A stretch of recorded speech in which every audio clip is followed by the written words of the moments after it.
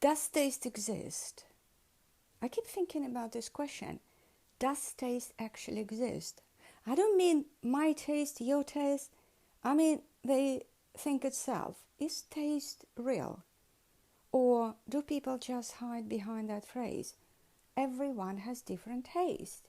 Because it's convenient and gets them out of having to think any further. Because if I'm honest, that sentence has annoyed me for years. It's useful. That's why people love it. You can use it to end almost any conversation.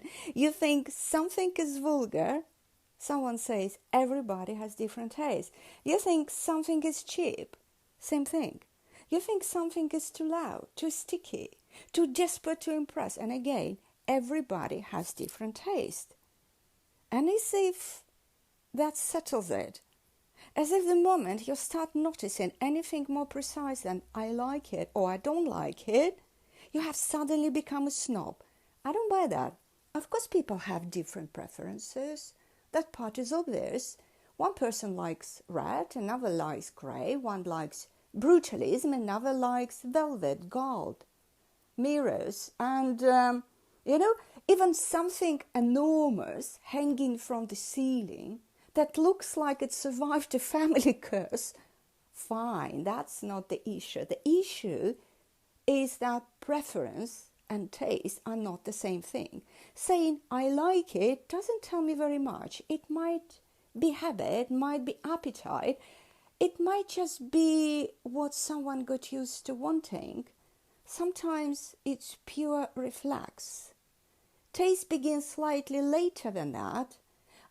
It begins when someone can feel when something has gone too far. When something has become cheap, even if it is expensive. I think it's quite noticeable. We all can see that. You sometimes look at the clothes, particularly I know that clothes sometimes, when you look at it and you think, oh my God, how cheap it looks. And then you look at the price and you think, oh my God, that's expensive, cheap look. It's even I can see happen in art. It's particularly even when someone is shouting, when someone is trying too hard to impress, that's become embarrassing even to look at. And it also begins when someone can feel the opposite. When there is measure, when there is an air, when something holds itself together without begging for admiration. That to me is taste, yes. Not the right objects, not expensive objects, not intelligent objects, and definitely not a shopping list of culturally approved things that lets somebody perform being a serious person. Yes, very tricky. People confuse taste with props all the time. A difficult book on the table, the right painter on the wall, the right lamp, the right niche perfume, the right ceramics, even the right chair that looks ugly in exactly the correct way. All that can be there, and taste can still be completely absent, because taste is not sitting inside the object like a certificate. It shows up in how someone puts things together, what they leave out, where they stop, how much they resist the urge to add one more thing just because they can. It's actually, you can notice sometimes it happens during the writing. You feel this is wrong sentence, it shouldn't be here, but because it sounds so good, you want to add it. A same thing even with the clothes. Oh, because it looks pretty, you want to add it. Oh my God, I think you can find that things anywhere actually. That's why I think the taste is often visible, not in what someone chooses, but in what they refuse, what they don't wear, what they don't say, what they don't add, what they don't underline again when it was already obvious, what they don't do to make sure you notice how hard they are trying. That matters. Taste, as I see it, is not just selection, it's restraint. And restraint is not fashionable. Everybody loves language of freedom. Wear what you want, mix what you want, like what you want, do what you want. Fine. But taste doesn't really begin with anything goes. Taste begins when somebody can feel the line where something stops working. And that line is real. Not fixed forever, not universal in some stiff and moralistic way, but real enough. That's why I'm not especially interested in good taste or bad taste as moral categories. That language gets boring quite fast, actually. It starts sounding like school or social climbing or people policing each other to feel superior. I'm interested in much simpler. Is taste there or not? Is there an actual inner mechanism of distinction? Can the person tell when something is alive and when it's just decorated? Can they feel when something is exact and when it's merely expensive? Can they sense when something has tension and when it's just overworked? That's a very different question. And I think we do feel it, not only in the head either. Usually the head comes later and starts explaining. The first response is often physical, in your body. You walk into a room and you know this works, this doesn't. This is alive and this overdone. This expensive and suffocating. This is simple and exact. You don't always have the language immediately, but your body has already clocked it. Same with perfume. One smell and you know whether something has movement, life in it, or whether it's just been very carefully finished. Same with clothes. Same with people.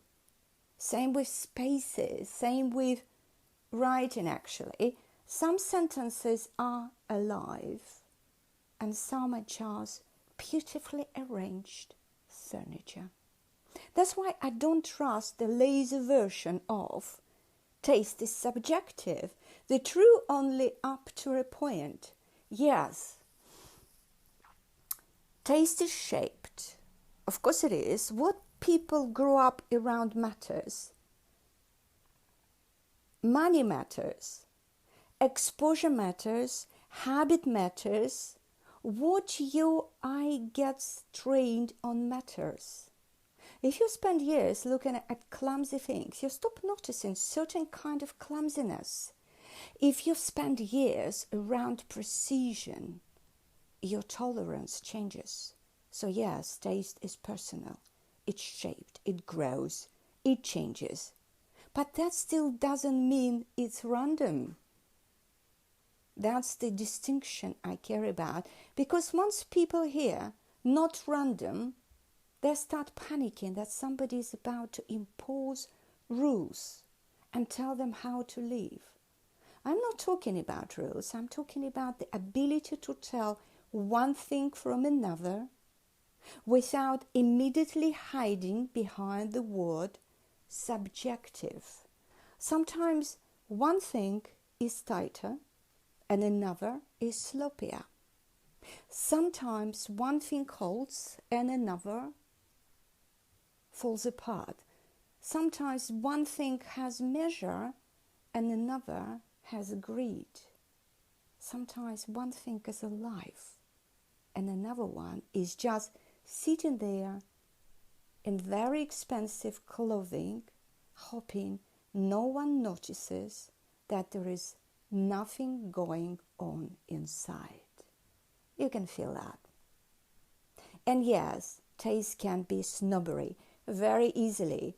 The moment it turns into a social weapon, something goes wrong. The moment it becomes a way of humiliating other people or performing superiority or announcing cultural rank, it starts rotting from inside. Real taste to me is quieter than that, even when it's served, even when it's severe. It's not about humiliating people, it's about precision. It's about being able to say, this is too much, this is dead, this is false, this is overworked, this is all appetite.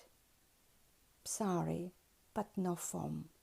Or, on the other hand, this is not really mine, but I can see that is good. That is an important one too. Notice that what you don't like, it's not really yours, but it is good. Because maturity, if it means anything, is probably being able to admit that not everything you like is good, and not everything good is necessarily yours. That's where taste gets interesting. Otherwise, it's just habit wearing a better coat. And maybe that's also why taste has such a bad reputation now. What I think, because people hear the word and think of class anxiety, old rules, exclusion, snobbery, somebody judging the wrong spoon. I understand that reaction, but I still think throwing the whole idea away is lazy, because once you do that, you lose the ability to talk about measure at all. And I don't want to lose that. I don't want to pretend that a room with air in it and a room suffocating under its own ambition are the same. I don't want to pretend that a perfume with movement and one that just smells expensive are the same. I don't want to pretend that restraint and fear are the same, or that noise and boldness are the same, or that style and effort are the same. They are not.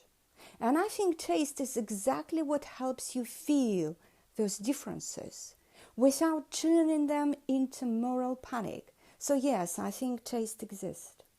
Just not in the way people often talk about it.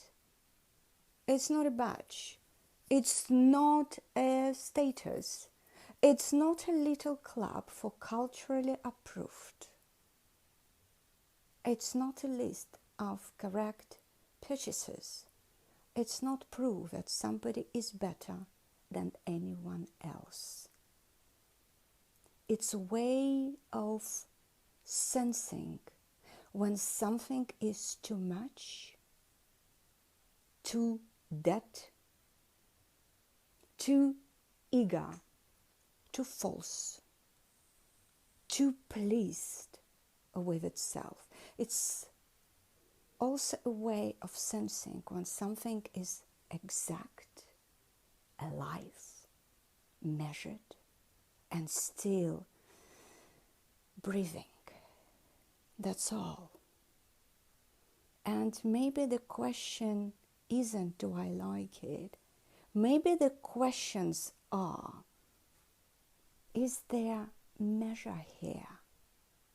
is their air?